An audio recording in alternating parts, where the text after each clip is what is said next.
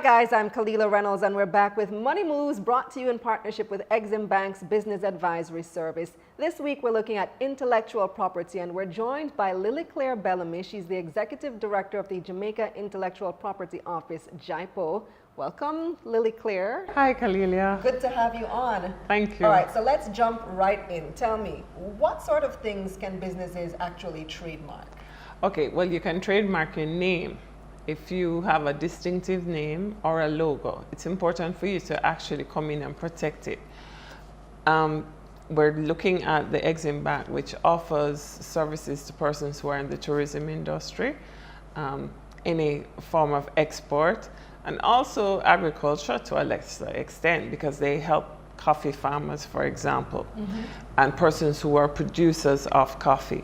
So you could protect the name of your brand of coffee, for example, and your businesses, you could protect the name of your business. The only thing that persons need to remember is if your name is descriptive, then that's going to prove a problem. So for example, if you are a producer of water and beverages, we wouldn't encourage you to call your product water whatever, W-A-T-E-R. So you're selling water and you're describing it as water. Then what you have done, because with a trademark, you get the exclusive use to whatever you have trademarked in the jurisdiction. So if you protect water, W-A-T-E-R, for drinking water in Jamaica, no one else could use water. Exactly. But that's what it's called. So you want to have something that's more unique. Exactly. So something that's distinctive. So you have, for example, I don't really want to give anybody free advertisement, but persons who sell beverages in Jamaica, they have really unique and different names for them. So you will go into a store and you will request the name of that product. So if you can think of some well-known Jamaican trademarks that would come to mind, perhaps people don't realize it's a trademark. They think, oh, that's just the name of the product.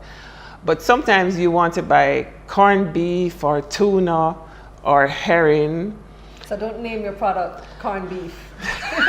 No, but then we go in the store and we know that there's one brand that we're always interested in. So whether we're buying corned beef or we're buying cornmeal or sugar, we go for that brand.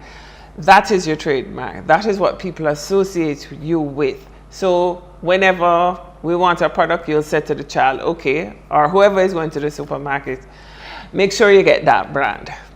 So you associate that brand with quality.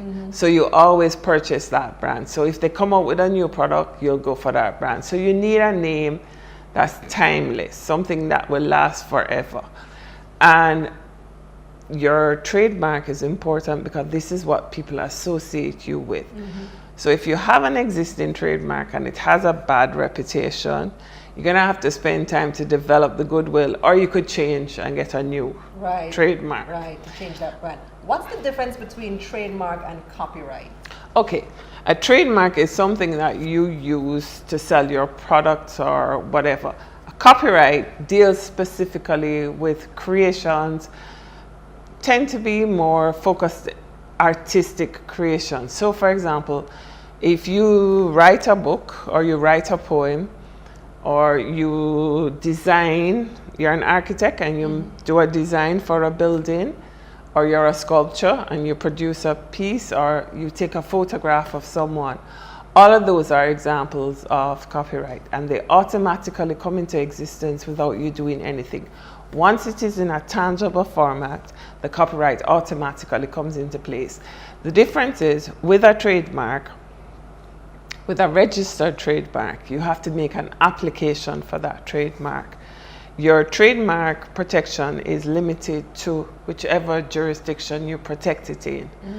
With copyright, there are a number of specified countries under the Berne Convention where your copyright is automatically recognized and protected. That's not the same with your trademark. With your trademark, if you are going to be selling your service or your goods in, let's say, the United States of America, you'd have to take steps to protect your trademark in that jurisdiction, and you protect it also in Jamaica. Wherever you're going to use your product, you need to protect it there. All right, thanks Lily Claire so much. A lot of information to go through, and we're going to have you back on to explain some more about trademarks and copyrights. That's it for this edition of Money Moves, brought to you in partnership with Exim Bank's Business Advisory Service. And you can check out their website, eximbankja.com. I'm Kalila Reynolds. Until next week.